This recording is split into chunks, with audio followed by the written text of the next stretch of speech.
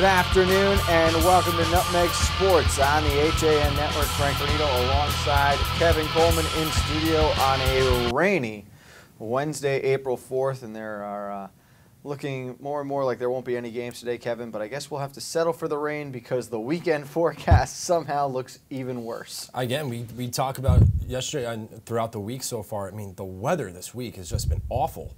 And for these FCIAC teams and high school teams around the state of Connecticut, be able to get in some games here. I know some baseball games were played Monday, but man, this is going to be a nightmare for these ADs to reschedule these games that are getting rained out, and now you got snow coming back in the forecast, so it's really just been a wacky start to the spring season. Yeah, there are going to be heavy winds expected later on today. I don't know that we're going to see any games around Fairfield County be played.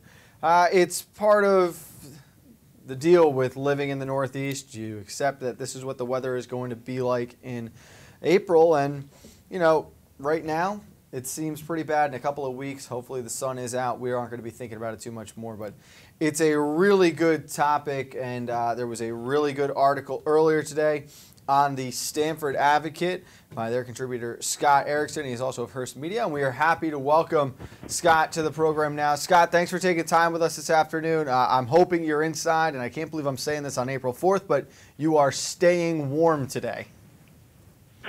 Yeah, I mean, I got nothing but time right now. There's no games, so I could talk to you guys all day.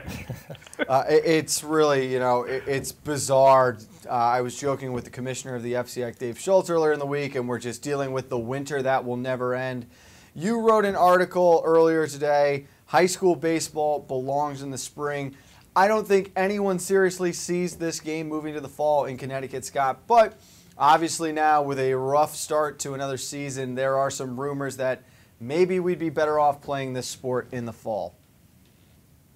Yeah, and, you know, as I said in the story, I understand the sentiment. You know, the season would start clean for the most part. The weather's pretty good. If teams start training the end of August, they're going to be outside. They're going to be on their fields. It'll help in the beginning of the year. But then you get to the end of the season, and it's the first week in November, and you know the high school baseball season is going longer than the MLB season, and some of those nights are brutally cold. And do you want to have your best games, your championships and your playoff games, in that weather? I don't think you do. I also, you know, like I said, even though the weather's bad right now, you know, we've had plenty of Aprils where there was no rain and we're all on the field and having a good time, but this is part of life in New England, is snow and rain, and you know it's a possibility through mid-April. I mean, it's always there. You always think, should I put the shovel away? Is it safe to put the shovel away? Well, it's mine's still next to my door. I'm not putting it away yet. That was smart by you. I accidentally left mine in my car over the weekend, and my roommate was not happy when he came outside to 4 inches of snow.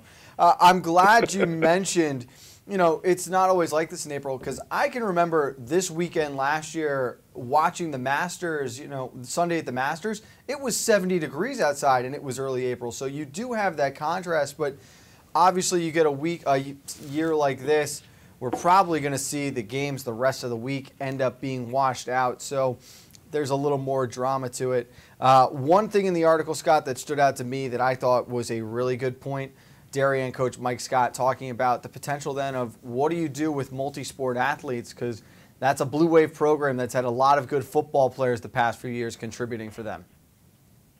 Yeah, and this year too. I mean, Sean O'Malley is, you know, arguably their best player, and he's a football player too, and was on that state championship team. And they've always had kids, you know, from the football team and the soccer team too. To be fair to the soccer team, you know, Casey Brown was a really good baseball player and the soccer goalie. So, yeah, you know, there's not a lot of sports in the fall. So some schools, you know, McMahon, Stanford High, those kids don't really go both ways. You know, they're not playing baseball and football, so there would be okay. But schools like Darien would really be hurt by it. You know, I don't know. New Canaan, I know, has some other athletes on their team, and other schools do too. A lot of kids specialize in sports now, but you wouldn't want to, you know, make that situation even worse by forcing baseball into the fall and making kids choose between baseball and football or baseball and soccer. And, you know, they are moving FCIAC golf, which I think is great, and I think that really is a good idea because the golf courses are really rough shape. They don't want the kids out there tearing them up when they're all soft and wet. So they get a real scheduling problem too. And playing in the fall makes a ton of sense, and there's not a ton of crossover athletes between golf soccer and football.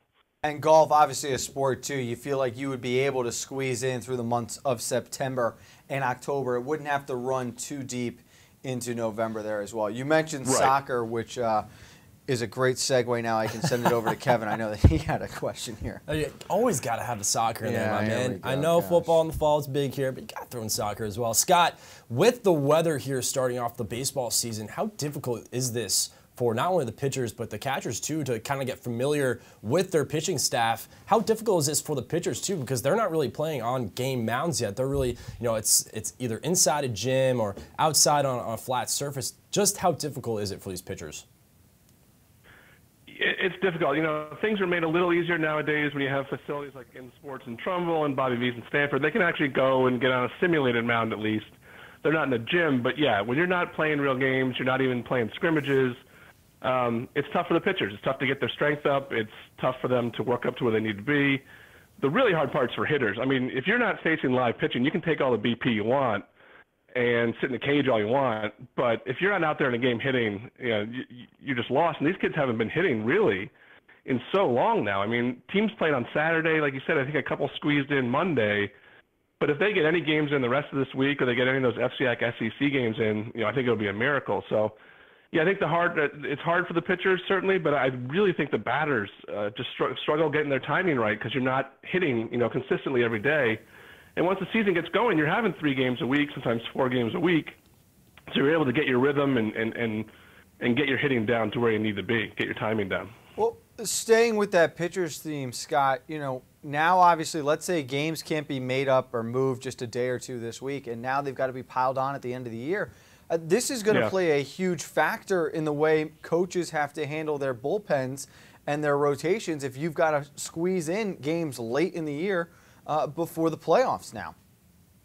Yeah, and you're going to start seeing, maybe some people doing some creative things with this. I actually read a story, I think it was out of New Jersey, I'm not sure. They have pitch rules there too, pitch counts on their high school players, and what the guy was doing, the coach was taking out, once the 4th inning came around, his best pitcher's on the hill, and he takes him out for the bottom of the order, puts him at shortstop, and then when the good batters come back up, he puts them back in.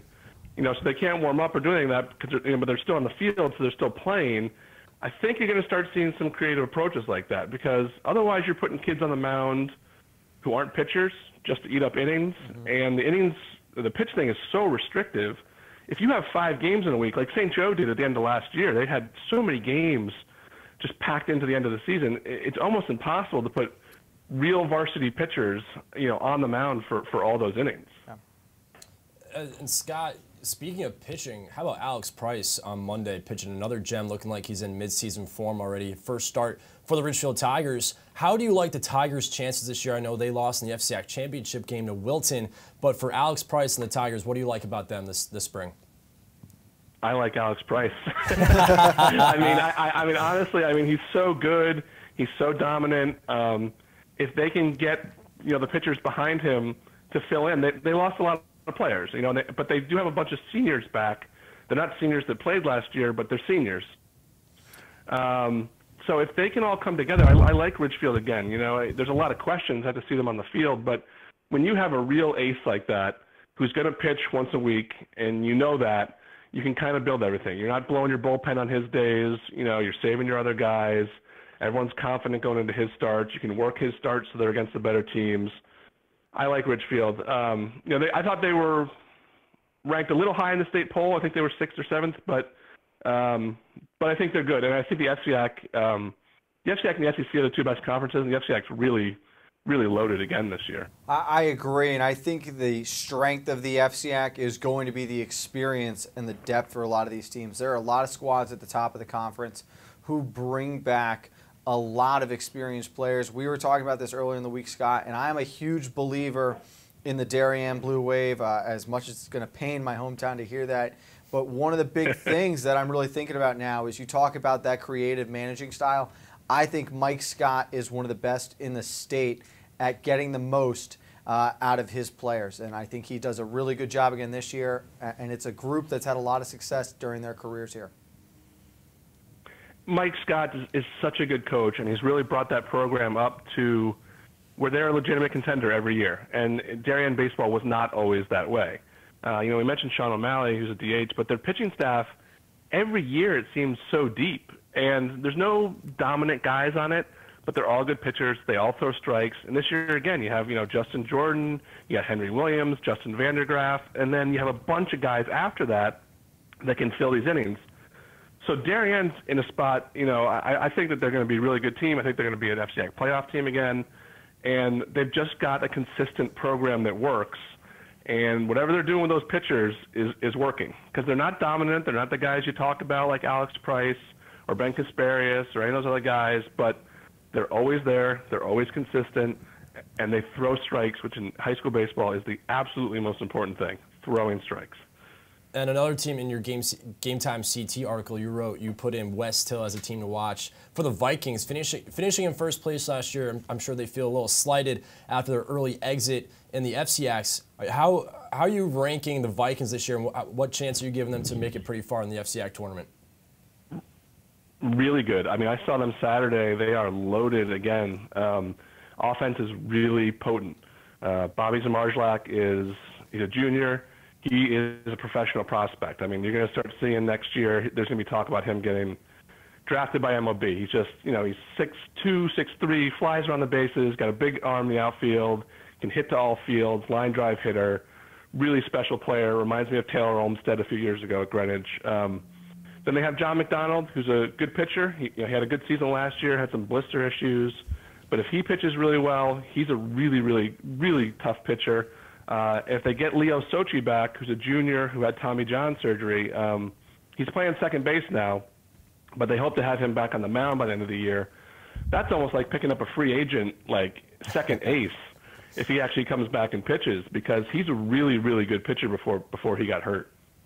All right, Scott, we're running out of time here, so I've just got two quick questions here before we finish. One would be, in the FCIAC for baseball, I'm not going to ask you to pick your winner this year, but if there was a team you were most confident in now heading into the season, who do you think you'd favor? Oh, man. I'll go with Staples just because they've been there. They've done it. And they have a lot of really good kids coming back. Of course, they lost the state's all-time hit leader, but they have a lot of kids coming back, including Chad Knight. I think that they're the team, again, West Hill, St. Joe's, Norway, those teams are all good, but I think Staples is the one where you can say, okay, they're going to be a top 5 team. They're going to make a deep run in FCIACs. They can make a deep run in Double L, and it's not hard to see. I agree with that a lot, and I think it is a big confidence factor, and Coach McFarland just demands a certain level out of his players, and they're very rarely upset in the tournament by a team they should beat. I don't know if you saw this earlier today, Scott, but E.J. D'Annunzio, a former freshman coach at Wilton High School, was named to replace Bruce Cunningham as their varsity head coach. Just any thoughts on that before we let you go? Good luck. That's look, man. Look. If you want to go in and deal with that parent situation, which is arguably one of the worst in the state right now, good luck to him. I hope he does great. I think that that's a great football town with a great tradition. They have an awesome youth program. I don't think it's right what happened to Bruce Cunningham, but I wish this guy the best, and I really hope that Wilton gets back, to where they can be as a football program. It would be great for the state. It would be great for that town to be really good for the FCIAC, and you're right. That's a tough situation to deal with. Bruce, unfortunately, out for probably the wrong reasons, but this is not exactly the conference that you're just going to show up and win overnight. So there are definitely going to be some challenges. he's got his work cut out for him, for sure. That's exactly right. Scott, great talking with you today. We want to say thank you, and we're looking forward to seeing you soon whenever the sun decides to come back to Connecticut. All right. Thanks so much, guys. Talk to you soon. All right, sounds good. That was Scott Erickson of the Stanford Advocate and Hearst, Connecticut Media. Kevin and I are going to take a break. When we get back, we'll get you caught up on all the postponements around the state as the weather continues to prolong the start of this spring season. Get a fresh start to the new year by shaking up your meal routine. Walter Stewart's Market is your local source for a delicious selection of fresh and convenient salad shakers, like Southwest salad with chicken, Cobb with organic chicken, Power Vegan with fruit and quinoa, Greek salad with tabbouleh, and grilled shrimp with hominy. Grab one from our salad case or order from our deli today. Walter Stewart's Market, 229 Elm Street, New Canaan, or shop online at stewartsmarket.com. Dr. Stephen Molinaro and Peter Healy of Family Practice Dentistry and Laser Dental Care have served Ridgefield for over 22 years. Experienced staff offer gentle drillless techniques, preventative care, and cosmetic procedures in a relaxed environment. Grateful for the community's trust and support through the years, new patients and their families are welcome. Call today. I've had Newtown Savings Bank my whole life. You don't have to worry about talking to a machine. You're talking to real people. You're getting real help. I'm banking local, and I'm loving it. Back on Nutmeg Sports on the HA Network. Thank you again to Scott Erickson. Great catching up with him. Haven't got to see too many of the other writers who cover this area, Kev, due to the weather that we've got going on at the start of the year. You made a lot of really good points there. I don't think we'll ever see baseball move to the fall in Connecticut, and that is said in his article, which you can read at the Stanford Advocate. But, I agree, West Hill, with the talent they have at the top of their rotation, at the top of their order, is probably a top 2 or 3 team again in the conference. The big concern for me with a team like West Hill, Kev, is the playoff past. They obviously haven't won an FCX championship in a little while now. You had that disappointing loss to Trumbull in the first round last year after winning the regular season. So there are going to be some lingering doubts, I would say, when this West Hill team gets into the playoffs.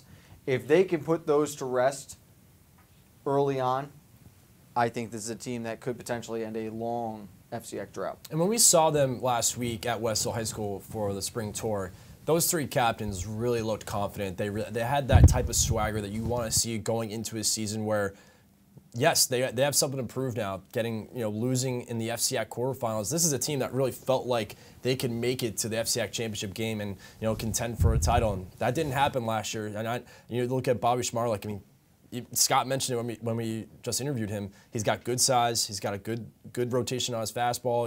He's a good pitcher. He's a good athlete. And this is a team that I think has guys coming back that experience the early out in the FCX tournament where maybe they use that as motivation. And again, Staples has to be the early favorite because my goodness, they're stacked again. Even losing Ben Kasparius, that's a tough hit, but I think Coach McDougal's quite all right with the roster he has. And I agree with you there that you talk about West Hill being motivated after that early exit in the FCX. Staples is going to be another program, Kev. They obviously ran the table in Double L there, but they lost in the first round of FCX as the 3 seed against a Darien team that, as we mentioned, has a lot of success. I think Coach McFarland has got the right guys in place to lead this group. They're experienced, they're very talented, and they know what it takes to win. If I were going to go out on a limb, or if I didn't have to go out on a limb and you wanted my really confident pick, I think I agree with Scott. Staples is the team I would have the most faith in getting to the FCX championship. Now you throw in X factors. Based on what we've seen in our time here at HAN since we've come back after graduating from these schools and rejoined the conference, Darien and Trumbull, in my opinion, are 2 teams that I really do expect to be in the Final Four just because it's what they have done during their whole careers. And Danbury, too. I mean, those are those teams, I think, obviously want to win every type of game they can during the regular season, but they know that they're that type of team that if they can get in, anything can happen, and they're a scary team to face off. If you got to play them in the first round of the playoffs, I don't care if it's Danbury, Trumbull, or Darien. Those 3 schools are certainly teams that could really take down the top teams. And that's going to be a big thing for Ridgefield, too, if they get into the tournament. If you can throw Alex Price in Game 1 of that tournament, you're really going to feel good about your chances. And then you're playing the odds. You know what? If you can get to the semifinals this year at Coubetta Field, you're taking your chances. You know what? You got to find a reliable number 2, and you've got a month and a half to do that now. A month and a half to find that reliable number 2 who can give you a chance to win a second game. Then all of a sudden, Alex Price is thrown again in the championship. That's a Ridgefield team that if they catch fire, they're going to be a very tough out because of their top pitcher, who arguably is the top pitcher in the league. Fully agree that he could potentially be the top pitcher in the state, maybe top 5 certainly. For Ridgefield, I agree. I think they're a team that, if they can stay in the top 4, really wherever they end up, they're going to be a scary team to get in because, their JV team last year, and they have guys who didn't play varsity but are playing varsity for the first time this year that are juniors and seniors. They have some talented guys who are really getting their first taste of varsity experience. They lost a lot from that team last spring. due to graduation, but they bring in a kind of a new crew and with some familiar faces from last year. But boy, that JV team, that youth program in Richfield, what Bob Alicia has done, a lot of great young players that are getting some good experience. And Richfield certainly has a great opportunity with young talent to do something big this spring. One team we didn't get to talk about with Scott is St. Joe's. He is high on the Cadets. Yeah. They obviously made it all the way to the championship last year in Class M. But they bring back a lot of players. They're still young this season, could even be better next year. But it's a group that could potentially get themselves into position for the FCX tournament. Let's be honest, a lot of that tournament, a lot of the postseason in this state, both conference and state playoffs, is your draw. Are you on the right side of the bracket where you can avoid that one team you'll need to beat until you're really peaking at the right moment? I agree. I'd love to see the Cadets make the FCX tournament. I think you're right. They have that young nucleus there that is really getting they got great varsity experience last year. A lot of them were freshmen, sophomores. Now there are a lot of juniors on this roster that are, like you mentioned, are going to come back again next year. St. Joe's is a team too that really can really do some damage this spring. I'd love to see them in the FCX postseason and in the state tournament as well. And I think another thing is that for FCX baseball, again, I think it's going to be dominant in this state again. You're going to see a lot of teams represent from the FCX, and I believe that a lot of these FCX teams are going to go pretty far in their state tournaments.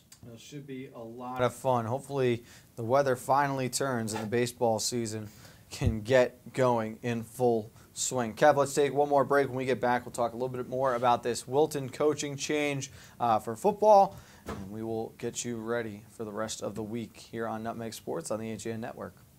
At Pamby Motors, we're not worried about being the biggest dealership. We're focused on being the best. We're dedicated to giving you the best experience we can. The Pamby Motors team is here to help you choose the right Chrysler, Jeep, Dodge, or Ram in a friendly, pressure-free environment. And right now, during Ram Truck Month, get up to $14,000 off on all in-stock 2017 Ram 1500 pickups. Come in and see us for details. Visit Pamby Motors, Route 7 in Ridgefield, PambyZone.com.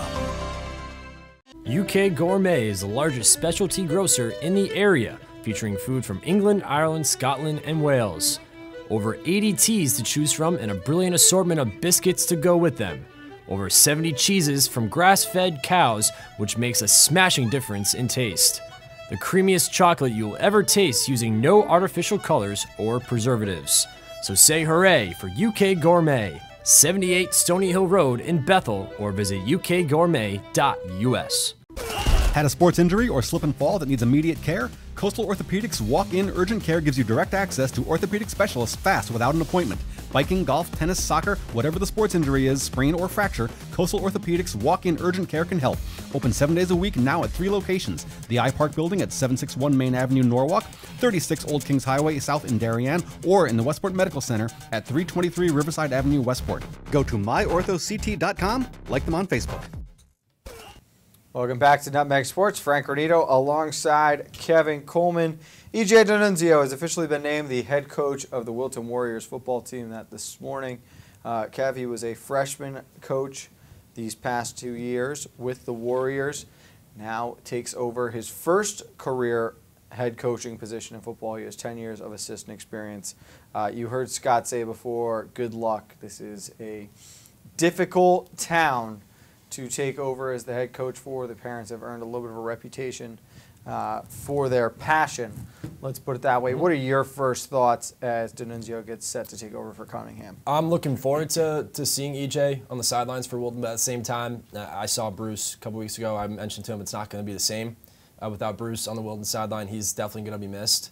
And, it is unfair, I think, for what unfolded. And it's not, for what Bruce has done for that town and that program. But all things aside, I think EJ brings a good vibe to Wilton High School, and what the athletic director Chris McDougall said. A lot of these freshman players really gravitated towards EJ, and that's something you want to hear. That's something that you want a coach to, when he walks into the room, to have that presence, to be able to be that loud voice in the locker room or in the huddle. So for EJ, looking forward to it, man. I'm excited to see what he brings to the table, what he wants to do, and try and bring success back to Wilton High School, because what Scott Erickson said is absolutely right. Wilton High School, in terms of not just football but for athletics, has been so rich in history here in the FCIAC. And it's one of those things, what really stands out to me, and I think is going to be the biggest positive, the players were very receptive to this decision.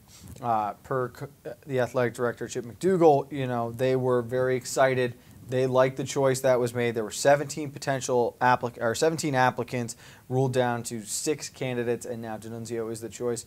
Listen, this is one of those things, though, no matter what school you go to, and I fear we had, I think, 6 or 7 total coaching spots that will be changed in the FCIAC this year.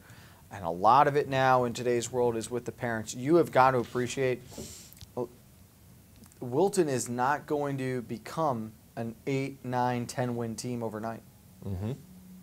They're not magically, with a different coach, all of a sudden going to catch New Canaan, catch Darien, catch Greenwich, catch St. Joe's. That doesn't happen overnight. This is a process that will take 1, 2, maybe 3 years. You have to buy in. There's a lot of work that goes in. You're talking about one of the best youth programs in the state of Connecticut, and yet they are struggling to get consistent numbers at the high school level. So there's something going on there in between that is not allowing this program to fully flourish. I think he's going to do a very good job. I think the program will be hyped up. It'll be excited, revamped. But can it sustain that energy if success is not as immediate as a lot of the boosters or people around the program would like it to be? Right, and I think the parents and the boosters have to realize, and the town of Wilton itself has to realize, hey, this is going to take some time. Let's be patient. Let's give EJ a chance here. And you're right. I think he is going to do a good job. He brings that mentality where, listen, we're going to have success here. Just let it happen. Just wait for it to happen. Yeah, it is interesting how the youth program, there's just that gap where players just fall off. And for EJ, I think he plans to, get in there and say, guys, stick with football, stick with this program, because I will show, you look in that gym and see all the banners for football from back in the day. I think Wilton deserves to be back at the top of the mountain. Here's a good little timeline for you, okay? You look at Darien right now. Coach Rob Trefone took over there in 2007. I believe he has 4 state titles to his name now. 3 of them have come in the past 3 years. Yeah. Lou Marinelli at New Canaan has been with the Rams since 1982. He won state championships in 82, 93, 2002, and then has won a multitude since 2006. Those are not immediate processes. Right. Greenwich Cardinals now, coming off a state championship appearance, an FCIAC championship. They were 5-5 year 1 under head coach John Marinelli. It is a full investment. It is a process. It doesn't happen overnight. So I hope Coach D'Annunzio has a good run. I hope this program buys in and we see them rise back to the top of the conference. There's too much disparity right now in the FCIAC for football, and it's only going to get better if schools like Trumbull, like Wilton, like Staples get back up there, and you've got 5, 6, 7 teams competing at the top of the conference. It's going to be an exciting summer leading up to football season. I think you're going to see a lot of good storylines, but of course, at the end of the day, we can't wait for Friday Night Lights to come back and get the boys back on the field. Well, before all of that, still got some time. We got golf this weekend, my friend. Ooh. Masters gets underway tomorrow because I'm a golf junkie. Your pick here. And remember, we have Nutmeg tomorrow afternoon, so you can't change after the round gets started. Good luck. Excuse me. Ooh. Can I go Bubba? I love that pick. I kind of like Bubba. I think that's a very, very smart I think he played pick. well over the weekend. I think he's been playing good golf. I mean, I'm not a huge golf expert, as you are aware, and my golf swing certainly needs some work, but I'm going to go Bubba. That's a good pick. That is a smart pick. Okay. I'm not going to tell you mine. Kevin Coleman, I'm Frank Granito. Thanks for tuning in. We'll keep you updated as best we can on all of the postponements as the weather continues to hamstring this early spring season. We do expect Friday night from Darien, though, to get going when Torrey Pines, California travels to take on the Blue Wave #2, 7 in the nation, battling boys lax. We'll see you tomorrow, though.